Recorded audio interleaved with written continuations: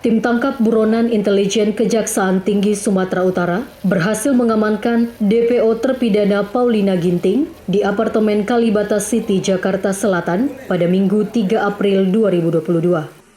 Selama pelarian, Paulina Ginting membuka usaha warung makan Sehati bersama keluarganya di apartemen Kalibata City, Tower Gaharu demi menutupi kebutuhan sehari-hari.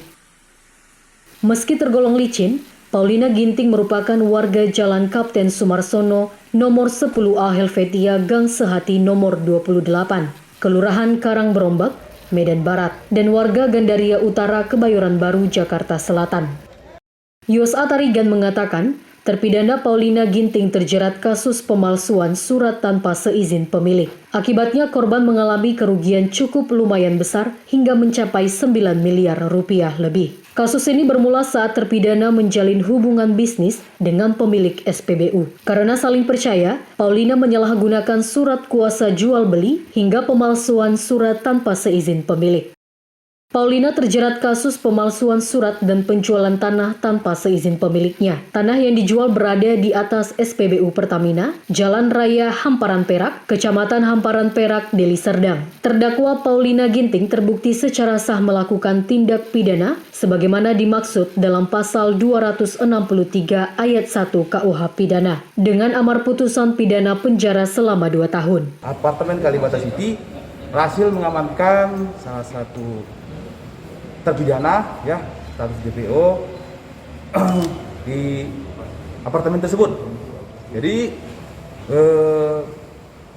kasus tersebut merupakan putusan dari kasasi ya Mahkamah Agung dengan putusan 2 tahun pidana penjara, di mana di situ terkait ya, pemalsuan surat dan penjualan tanah tanpa seizin pemiliknya. Demikian, dan setelah diamankan pada sore hari ini sampai di Kejaksaan Tinggi Sumatera Utara, akan berita acara sedikit, kemudian akan dilanjutkan diserahkan ke cabang Kejaksaan Negeri yang sedang dibupakan, sudah ada jaksanya. Demikian, ada kira-kira tambahan dari itu kerugian terdakwa yang terdakwa berapa? Ya, dari penuturan jaksa penuntut umum, kerugian dari hal tersebut lebih kurang 9 miliar begitu. Karyawan di pom bensin. Demikian. Bagaimana awal kedekatan terdakwa dengan pemilik lahan ini?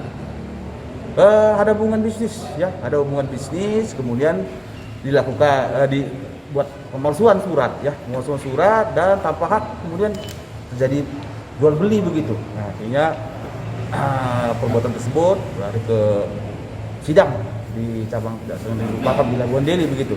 Terima kasih. Adakah sebelumnya surat kuasa yang diterima oleh terdakwa daripada pemilik? Tentunya ada, tapi itu ada yang dimanipulasi, tidak seluruhnya, karena ada beberapa item. Demikian.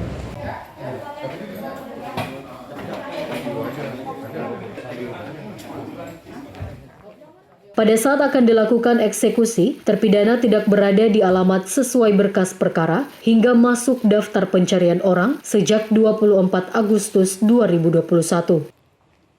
Untuk menjalani hukuman, Paulina diserahkan ke Cap Jari Deli Serdang di Labuhan Deli agar diserahkan ke LP Wanita kelas 1A Tanjung Gusta, Medan.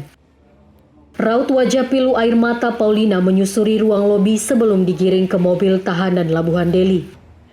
Di usia senja, kedua orang tua Paulina tampak menangis terseduh pilu. Paulina dan saudaranya juga saling berpelukan memberikan semangat agar tetap kuat dan tegar menjalani masa hukuman. Diketahui Paulina sempat ditahan pada 3 April 2019 sampai dengan 26 Juni 2019. Namun saat dieksekusi sudah melarikan diri dan keberadaannya tidak diketahui. Akhirnya Kejaksaan Negeri Deli Serdang meminta masyarakat atau yang mengetahui keberadaan Paulina Ginting agar menghubungi pihak kejaksaan terdekat. Dari Medan, Tony Hutagalung, Orbit Digital, memberitakan.